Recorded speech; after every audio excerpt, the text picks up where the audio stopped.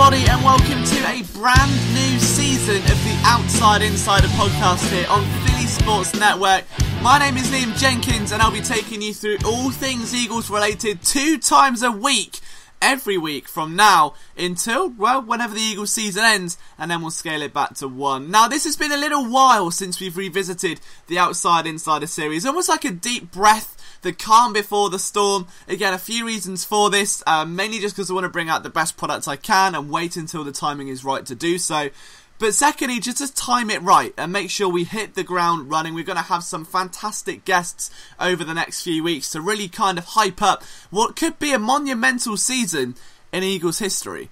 Now, of course, they're coming off of a Super Bowl victory, their first ever Super Bowl win. It's almost terrifying to think that it was February that this team had won their first Super Bowl. The months have flown by, and free agency, the NFL draft have all passed us with relative tranquility. There hasn't been a lot of big name moves. Now, last off-season, and in fact, I'd say the last 4 to 5 before that, have been an absolute minefield. And having covered the team for the last 4, there wasn't a day that went by where a shot didn't go off or you had to race to your laptop to write a report. There was always something going on with this team. And this was the first year where, for once, everything was just calm.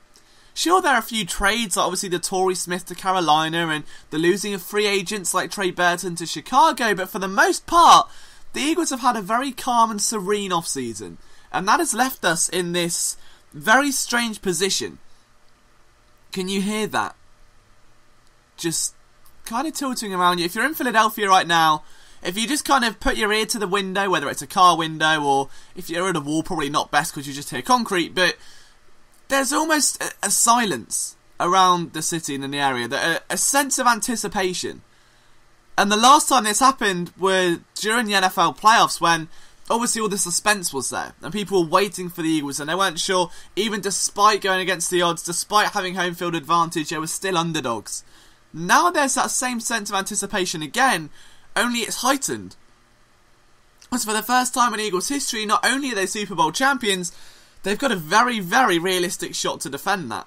This is a championship-winning roster. Sure, there have been a few changes along the way, but this has been a long, long July month where there hasn't been a quarterback controversy like we saw in 2016. There hasn't been that sense of almost an aggressive off-season. The needle has shifted with the Philadelphia Eagles, and they've gone from underdogs to being the kings of the NFL. They are one championship away from arguably beginning to form a dynasty. And that sense of anticipation, that butterfly feeling inside you, that's almost like when you look at your crush for the first time, it's stronger than ever. And with that just comes this whole deep breath. And training camp at the time of recording this podcast is 1 day away. And for the Eagles, this is the most important training camp of the last 10 to 15 years. Maybe even ever. Some will argue last season, I will argue that getting to the mountain is one thing, realising how to maybe look at another mountain or even get back down safely is another one. It's very easy to get to the very top and then accidentally just slip a little bit and all of that progress can fall away and end in a broken leg. We saw that with Carolina, who obviously didn't win the Super Bowl a few years ago, but they got there and that hangover haunted them ever since. This training camp for the Eagles, although it's been met in silence, they've got a lot of questions to answer. And a lot of people look at, I think, Super Bowl winning rosters and assume that they're just perfect throughout. They don't need changes. They draft well. Everything's lovely. It's always sunny in Philadelphia. It's been sunny in New England in the past. You just assume they'll be right back at the top. But just because the Eagles are Super Bowl champions, it does not mean they don't have battles. They don't have questions. They don't have things to look for when training camp rolls around. It's not a case of just the starters simply missing time. It's not a case of players just resting until preseason. And preseason in its own right is my favourite time of the year. Others will argue it's the NFL playoffs. It's all personal preference. But for me, preseason is a postseason equivalent for the underdog. Every team has a roster of 90 men that will be cut down to 53. And for those excess guys, it is all or nothing. That is either the beginning of an NFL career, maybe it's a rejuvenation of one, it may be a former first round prospect that's clinging on to a roster spot for dear life. You just don't know, and every team has these wonderful stories, some full of heartwarming nature, some a little bit more heartbreaking, but they're all there. And for the Eagles, again, there is so much that is going to be wagered over the course of the next month, through pre-season, through training camp, that it's almost impossible to ignore. And what we're going to do in this podcast is just have a look at some of the most important, because it's very easy to look at this roster, look at the depth that it has, and assume they're going to be right back to championship winning ways.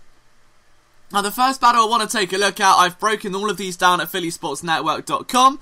A lot of film room videos as well. And on the topic of that, if you're not subscribed to our YouTube channel yet, do make sure you do so. There'll be plenty of uploads coming.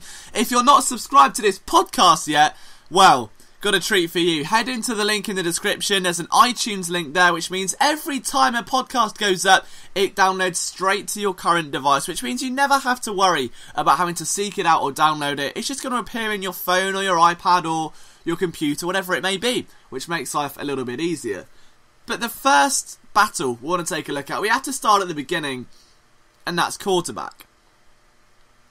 Now, obviously, the big thing here people want to look for automatically is the franchise himself, Carson Wentz. Now, what will Wentz's durability be like? What will his participation be like? Is he going to be an 11 on 11s? Will the pads even go on? And we saw this a little bit in OTAs, where Wentz caught so many people off guard by being active, by competing in these drills, by throwing bombs, and everyone's like, well, hang on a minute. This man's, maybe 9, 10 weeks? I say weeks, probably a bit more than that. Probably about 25 weeks of tearing an ACL and an MCL. Then he's back throwing a football again. And you could see he was moving a bit gingerly on that leg. But it didn't matter. Carson Wentz was throwing footballs. But the thing I would liken that to is what we saw with Sam Bradford during his time in Philadelphia. That, the one season that he was there, how limited he was, and what that meant for the rest of the players, and the likes of Chase Daniel at the time. Wentz is already throwing during OTAs. Training camp's a different beast, because training camp there's live hitting. Training camp the drills are a lot more intense, and it's designed to separate the men from the boys with the mentality that iron sharpens iron. Especially with the way Doug Peterson conducts things. It's a massive throwback to the Andy Reid era and the way he conducted practices as well. The 10-10-10 type practice, which has been re-inundated in Philadelphia, the fact that it's held at Lincoln Financial Field for the fans at some days, and obviously in a much more local area instead of down at Lehigh. It's a very intense scenario, and the thing with Carson Wentz, as we've all come to know and love about him, is that you can't really stop him from being Superman. I mean, you can try. You've got all the want in the world. You can maybe try and give him a little pep talk and say, you know what, Carson, diving on that play is not the best idea. Can you just let me hit the ground a bit earlier and not expose yourself? Saying it is one thing and putting it into practice is something else. And I think the hope for many is that Wentz will have a refreshed mentality of how he approaches the quarterback position, because the last thing anyone would ever want is for Wentz to have a second ACL tear. And I would never jinx that. I would never say it's going to happen. But I do think that the way he plays the quarterback position certainly exposes him to injuries where players like Russell Wilson, who are still just as lethal but a lot more dangerous, do not. And that will only come in time. You look at the way Wilson changed his game during Seattle, for the first few years he was in the league. The same can kind of be said with Cam Newton, although that's a whole different debate entirely with the concussion thing. There are mobile quarterbacks who have learned to protect themselves and find that balance, and hopefully that's what Wentz will find. It's what the coaching staff are trying to instill into him. But with that in mind, they can't afford to send him out in training camp, exposing him to hits from defensive players who are trying to make the roster, and risk either re-injuring that knee or stagnating that progress. So my expectation for Carson Wentz in training camp is for him to be a little bit limited. Maybe see him in the drills before, in the individual workouts, but when the pads go on, when the helmets are on, and the sweat begins to drip, I don't think Wentz is going to be an 11 on 11s anywhere near as frequently as he may be, or as he'd like to be. But what that means is that the quarterback position gets left to Nick Foles as a starter, who at this stage could very well be leading the team out in week 1. And then Nate Sudfeld and Joe Callahan. Now that dynamic in its own right to me is fascinating, because at the end of the day, Nick Foles has voiced an active mindset to become a starter again, and who can blame him? The man is a Super Bowl MVP. He led the Eagles through the playoffs. He proved everybody. It's the ultimate underdog story for Nick Foles. We know he proved the world wrong. We know he proved he's not just a system quarterback. And maybe his failure in the St. Louis back in the time with the Rams wasn't his fault. And it just was on Jeff Fisher, who had the offensive prowess of a fish. So Foles has proved himself as a starting quarterback, a leader, a captain, and a man who's going to help others around him. And if you are a franchise, someone like the Cleveland Browns, arguably someone like the Cardinals, who have got a Sam Bradford doing that role at the moment, who need that young quarterback to have guidance, Nick Foles is your guy. And that's why the Eagles were so dangerous last year, because if Wentz goes down, you've got the most expensive backup in the league for good reason to come in and get the job done. But if Foles wants to start again, he's going to have to prove himself, which means taking those reps with the ones, potentially leading them out into week 1 is going to be a massive thing. So Foles, unlike last year where he missed a lot of time due to elbow soreness, is going to be competing at an extremely high level. I will be very, very surprised if Foles just coasts along in training camp for a multitude of reasons. One, because if he fails to really, I'd say, win training camp, if he fails to go, do you know what, this is Foles' team while Wentz is injured, then it's going to be a team can't look at that and want to trade for him, and it's going to give the Eagles a lack of leverage, and we saw that during the draft, I think, as well. The other thing is that if Foles isn't competing at 110%, someone like Nate Sudfeld will be, because he realises the current landscape that he's playing in. For Sudfeld, this isn't just a QB3 bench warming job. He's now taking Nick Foles' old reps as the backup, which means he will be working with a plethora of talent, especially given the elevation at other positions. So the guys he will be working with may include Richard Rodgers. It may include Dallas Goedert, which, as we saw, let's bear in mind, Carson Wentz, Jordan Matthews, and Trey Burton specifically, when he was the second tight end to Zach Ertz in receiving packages, was working with Wentz in 2016. And that's why their chemistry just soared and they hit the regular season. Burton was immediately a favourite target for Carson Wentz, and his production on the field in that 2016 campaign was through the roof, and it only furthered in 2017. So Sudfeld to Goddard could be a target to watch. Sudfeld to Gibson, Sudfeld to Hollins. All logical combinations, but not just for the fact that they're going to be thrown to them regularly through training camp, but pre-season. And if Sudfeld one day does have to step in, let's say 2 to 3 years' time, those are going to be the players that, in an ideal world where progression is the name of the game, he will be targeting. And that's exactly why this matters so much, because let's just say hypothetically after this season, Foles gets 4 games under his belt, plays incredibly throughout as we all come to expect. Foles then moves on to become a starter elsewhere once again, which is what every competitor wants. That leaves Carson Wentz and it leaves Nate Sudfeld as the backup. So Sudfeld's progression goes from Redskins practice squad to Eagles QB3 to Eagles QB2, and who knows where the future goes from there. But Matt Collins has voiced an expression saying that he is a future MVP potentially, or he's got that potential. And the thing with Sudfeld is that even if he didn't want that and he was comfortable and he was okay being a QB3, you've still got Joe Callahan breathing down your neck, who has left Green Bay from under the shadow of Aaron Rodgers and a very, very dangerous Brett Hundley to come to the Eagles and carve his own niche. So for Joe Callahan, again, this is all or nothing. Callahan's got to prove himself, and if he can somehow dethrone Nate Sudfeld, he gets his share of the cake. And with that in mind, without diving much deeper than that, this training camp from a quarterback level will be thunderous. It will be thunderous in every sense of the word. I love that word because it is so, I think descriptive, like it sounds so punching. And it's not going to be quarterbacks just gently throwing needles and just, softly throwing rainbow passes and it just looking like run-throughs every day. This will be everything to 3 of the 4 quarterbacks, and the one it means even more to physically can't compete.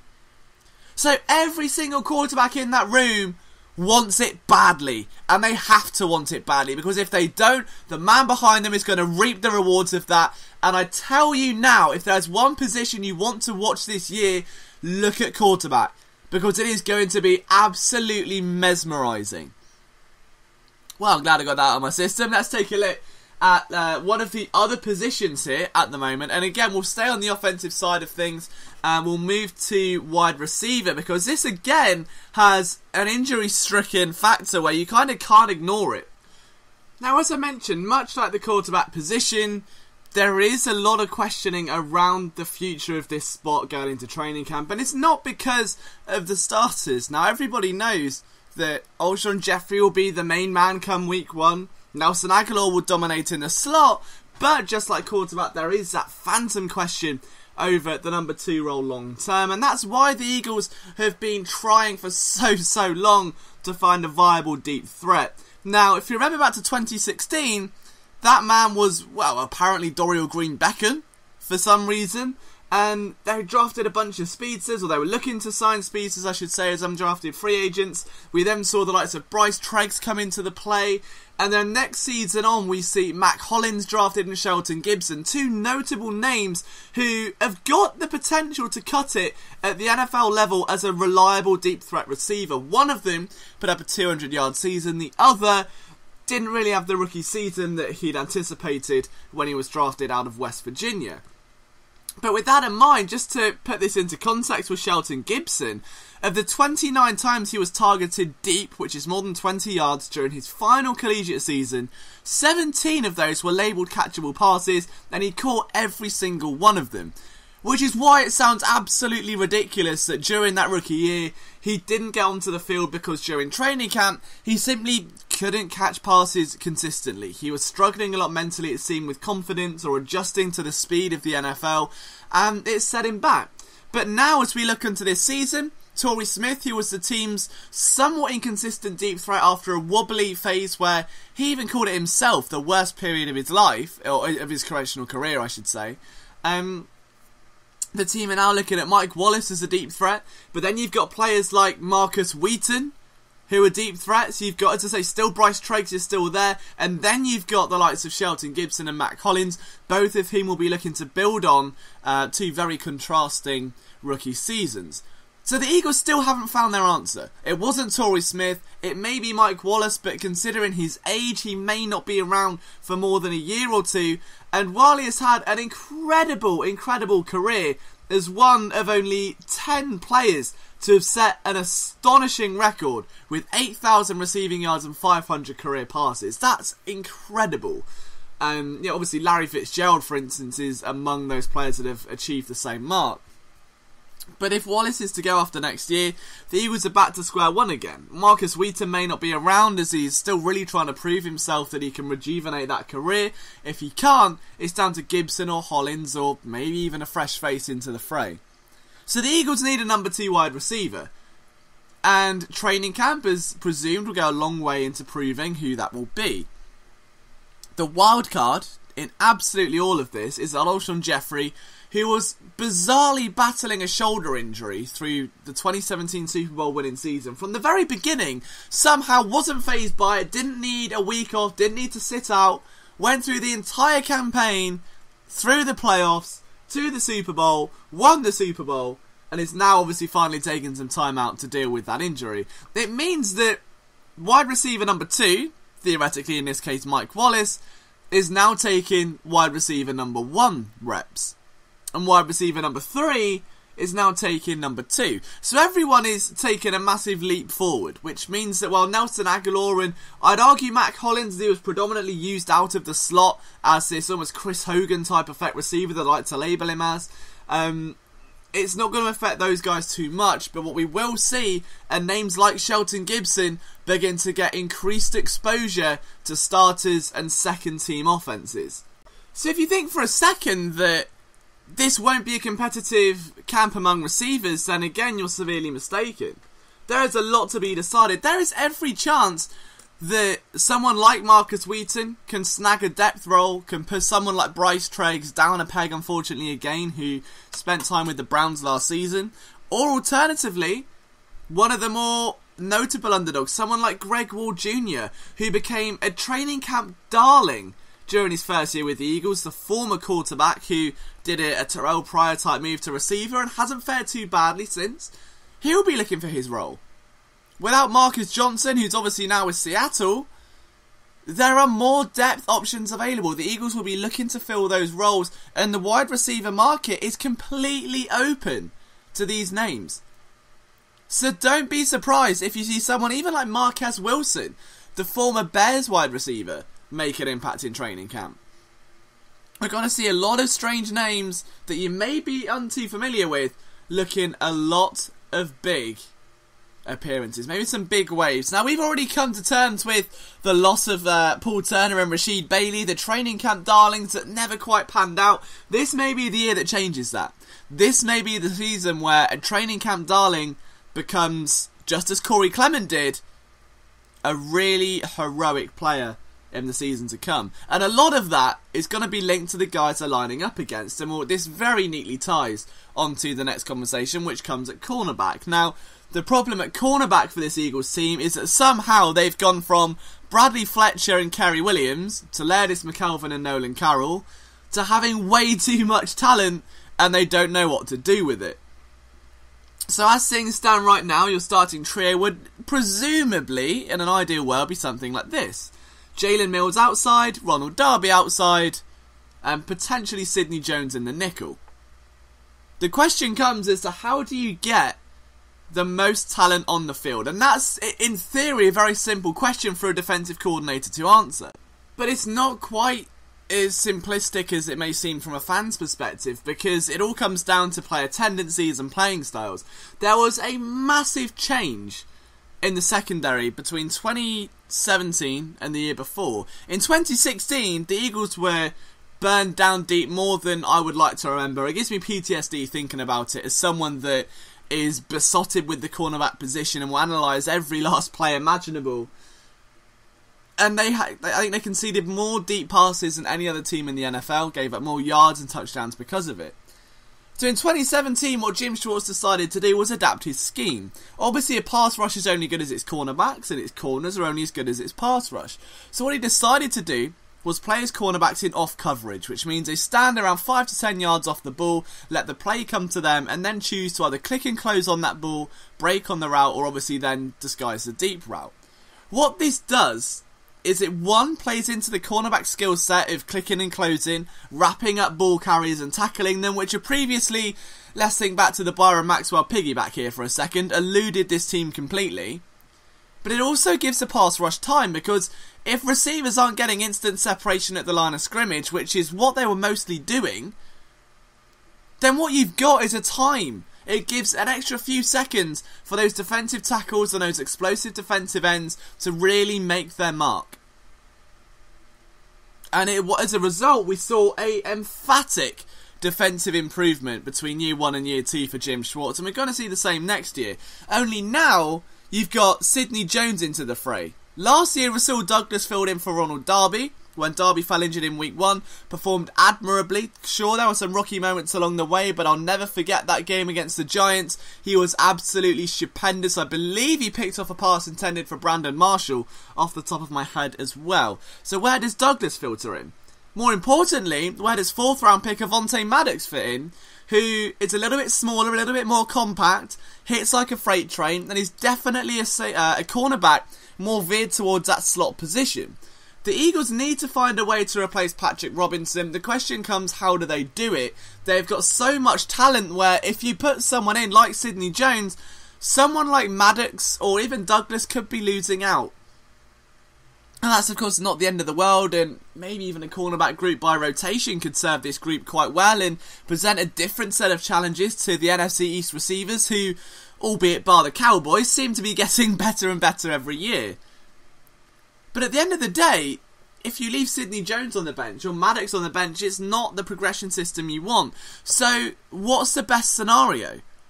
Who's going to win out in training camp? The players know if they're going to win a starting role, nothing is safe. Mills could be shifted into the nickel and Jones could be outside with Darby. Let's not forget how Ronald Darby was acquired. He was acquired right on the brink of the 2017 regular season in a trade for Jordan Matthews. There is no reason why a man in his contract year who the Eagles may not be able to pay after that season could be sent back in the same fashion. The Eagles do need, some depth in other areas. Linebacker, for instance, screams out as one that needs it. And trading Derby, you've still got then Jones, you've still got Jalen Mills, and you've still got Maddox in the slot. There is an influx of talent. We've spoken briefly before on the website of the idea of Rasul Douglas moving over to safety. I think that is definitely a move I would love to see. It feels like every year I've got a narrative that I just fall in love with. Jalen Watkins moving to safety was one a couple of years ago, or from cornerback to safety. Trey Burton becoming more of an offensive presence and potentially taking wide receiver snaps. That was something I fell in love with, and that panned out quite nicely. This year it will be Rasul Douglas to safety. I think he is a much taller, longer cornerback who's the ball-hawking balance to Rodney McLeod's absolute tomahawk tackling, which would be a great addition to that defensive backline. So cornerback, bearing in mind you've got guys like Devontae Bowsby, who are going to be competing hard as well. Chandon Sullivan is another name to watch out for. DJ Killing's another, who are all going to be competing very, very heavily. Who they're competing against is the wide receiver group, who are also trying to get those snaps, who are also trying to make a positive impression on this coaching staff. So you're going to see, just as we did last year, a ferocious training camp. Alshon Jeffrey and Rasul Douglas went toe-to-toe. There was a lot of competitive rivalries between those two. We're probably going to see the same again. Expect a lot of fiery standoffs, potentially some showboating, a little bit of finger-wagging here and there, but more importantly, a lot of big plays, a lot of heartfelt plays. Guys will be leaving it all out on the turf, because if they don't, the man behind them is going to get a leg in front, and that is the last thing a cornerback where the entire positional depth is up for grabs I want to see. There is a lot at stake at cornerback, and a lot of it is subject to change. There is nothing that is certain in the secondary. That goes for safety, where you've got Malcolm Jenkins playing as a more hybrid position, and without Corey Graham, without Jalen Watkins, you have just got Trey Sullivan, Jeremy Reeves and Sam Neal as the three safeties competing for those roles. So there is a lack of depth there. This secondary shootout is going to be one that you do not want to miss, I can assure you that much. And again, it's going to be another big training camp battle. If you are going to any of the Lincoln Financial Field practices, do let us know. Send us your pictures. We want to see as much from these days as possible. It's crazy to think those practices sold out as well at Lincoln Financial Field. I mean, the Eagles have to be one of the only teams that could sell out a training camp practice as if it was a Bruce Springsteen concert. It's absolutely remarkable, and a true testament to you guys as well for the passion that you give this team. And I'm trying really hard not to get soppy. I've not done this all podcast. I've not done it for kind of quite some time now.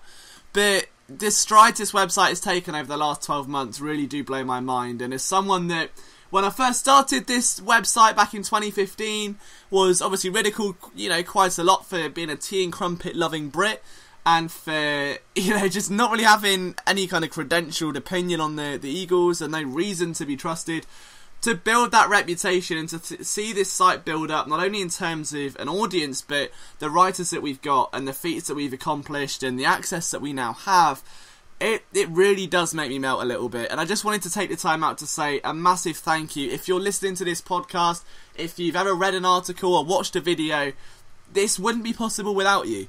Because at the end of the day, if no one reads or listens to our content, we don't really have a reason to make it. And it genuinely warms my heart to think that this is now a reality because of you guys. And if we can just keep being the website that's a little bit different from the other outlets, a little bit more modern, a bit cleaner, so in a bit of a slightly fresher perspective, then we always will. And that's always going to be our aim. So just thank you so much for being a part of this. This is your podcast as much as it is mine. So please, hit that subscribe button. Keep checking back on the website. Don't forget to give me a little follow on Twitter at LiamJenkins21 or at PhiladelphiaSN if you've got any questions that would like to be answered on this podcast. But before I descend into a ball of emotional chaos, we're going to get back onto the Eagles training camp battles to keep an eye on. And I could go through all of these. I know I've spoken for half an hour now, but there's one in particular that draws particular interest, and that is going to be linebacker. And the reason for that is obviously, a couple of months ago, all was sunny, everything was great, and then Paul Warrilow, a free agent signing who looked to almost fit that Stephen Tulloch type role, just with a little bit more on the field visibility and not just being a bench warmer, tore his ACL in OTAs, and that was a major knock. So fans were like, well, okay, depth is already light, that's going to be a bit of a knock to the outside linebacker spot. But hey, we've still got... What? Huh? What do you mean Michael Kendricks is... What? Kendricks is gone? Oh, okay. Well, at least they'll... Oh, they haven't signed then. Okay, right. Good. So, now we head into a training camp where linebacker depth is extremely light. And the way I view this is one of two angles. They're either waiting for the perfect trade or the perfect free agent acquisition. And I mean, there are still players left. That's the one thing you don't want to write off. That even though we're heading to August, there are going to be still players left. And yes, you're probably still going to be scraping the metaphorical bottom of the player barrel in terms of talent and value. But there are still players who, if needed, could fill that veteran role or at least give you a little bit of flexibility with the young guys. But at this stage in the season, I don't think the Eagles are looking for that. It feels strange. It doesn't feel like a very Eagles-type move. And you look at the players that they've got at outside linebacker and the way they're competing. And if we remember that progression is everything, there's one name that is going to immediately stand out. And that is Kamu Grugier-Hill, the Hawaiian native, a former New England Patriot. And I remember posting a film room, an article when he was first signed. And someone tweeted me just after it saying that, why are you doing this? He's not going to be on the team. Rah, rah, rah. Waste of time. Proper digging into Kamu's skill set and his lack of kind of, I guess, prowess to a degree. And I was like, well, we'll see. Come back to me in 12 months. And 12 months later, he leads the team in special teams tackles. And he's now going to be competing for a starting role. And there is no two ways about it. He is a front runner for that outside linebacker role. Do not be mistaken. KGH is coming, and he is coming with a vengeance. So the reason, if you look at outside linebacker now, you've got Corey Nelson, who was signed from the Broncos as a free agent. You've got obviously Kamu Grugier-Hill, and maybe Nate Jerry, who is probably going to fill that Malcolm Jenkins and hybrid type role. There's not a lot of depth there, and considering the injury history of both Jordan Hicks and Nigel Bradham, Hicks especially, who has had just one full season in his career in the NFL, there's not a lot of starting talent behind that, so the Eagles will need to be reliant on the players that they do have, and Kamu Grugier-Hill has flashed that potential. His sideline-to-sideline ability makes my knees weak, for lack of a better term. If you go and take a look, there, I did a video on the YouTube channel looking at his sideline-to-sideline speed and the way he plays the linebacker position. If the team want a coverage linebacker, there may be none more fitting for this scheme than Kamu Grugier-Hill, and he is someone that has earned the trust and respect of Jim Schwartz. He has earned the trust and respect of the linebacker coach, and he's going to be a force to be reckoned with. So keep an eye on KGH as training camp and pre-season rolls around. That will be another battle that sees plenty of rotation, a lot of up and down, a lot of players moving around, and will likely be settled during the pre-season. So don't forget to keep your eyes peeled. It's one of the more obvious places to look, but it's also going to be one of the more fun. But one of the other main areas of competition on this roster, and it's something that I think has been dramatically overlooked by most media outlets, where they're just maybe not paying it the attention it deserves because, well, it's not exactly the most glamorous position. But let's just take a look really, really quickly into the trenches. And I'm not talking offensively because I don't think there's obviously a tremendous amount of concern for something that is easily now the best offensive line in football. However, on the defensive side of things, I think there is a very, very slight cause for concern at defensive tackle. Now, you may be looking at this position thinking, well, you've got Fletcher Cox, you've got Tim Jernigan, what could possibly go wrong? Well, it was kind of brushed under, like a lot of people have forgotten that back in May, news broke that Timmy Jernigan, who, in my opinion, was one of the most valuable players of that 2017 season because he drew the double-teaming attention away from Fletcher Cox, allowing him to feast, and of course was one of the team's most dominant run defenders. He essentially was released as being potentially up to missing 6 months due to a recent surgery at that time on a herniated disc in his back.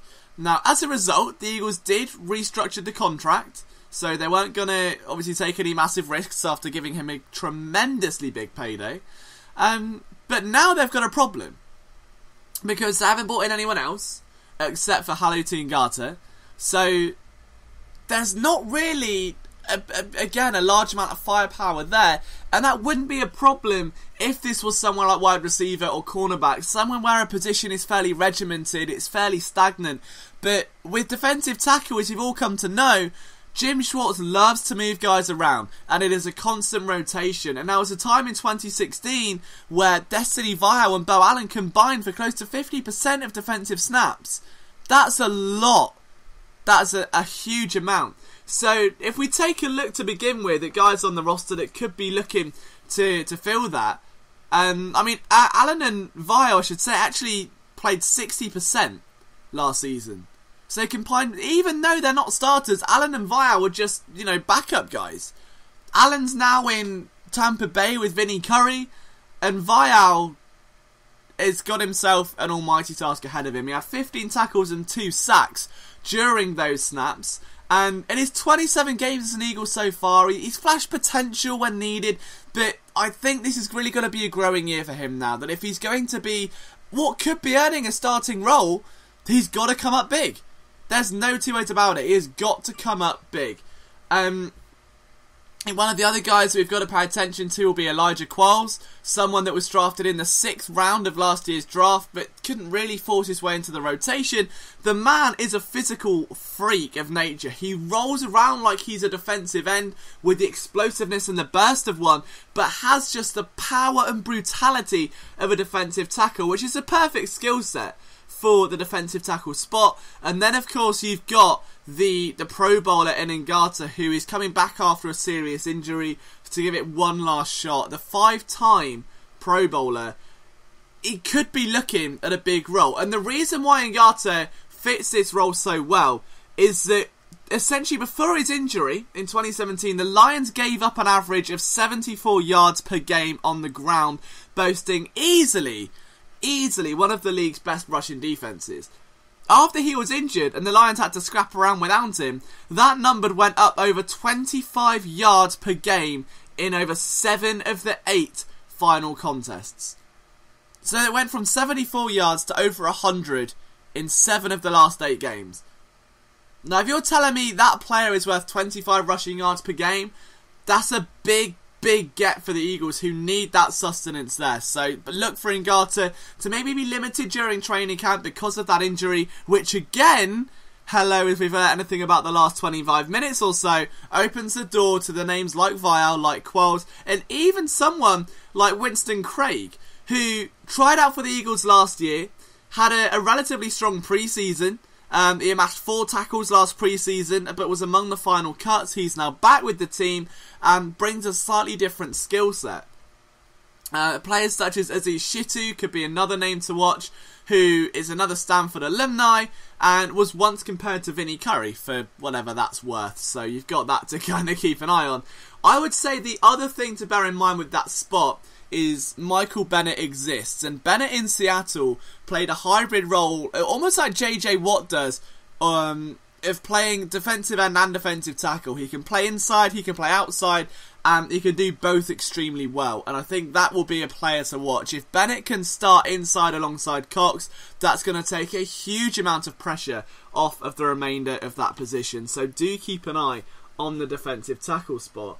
I think overall that is kind of the crux of training camp battles in a nutshell. There aren't too many massive outliers aside from that. I mean, tight end's going to be interesting to see how Dallas Goedert fits in alongside Zach Ertz, but I think Richard Rodgers will replace Brent Selleck, and it will be Goedert that replaces Trey Burton. So that should be a fairly linear transition in terms of getting players on the field and getting them snaps and all of that kind of thing. However, the battles kind of don't just end at the players. There's been a massive shuffle with the Eagles training staff this season and the front office and everything of that nature, from some of the minor moves with the scouting team to a couple of different I think moves that are going to impact the players much more, and that obviously involves the positional coaches. So for instance, now Mike Groh has received a massive promotion from being the Eagles wide receiver coach last time around.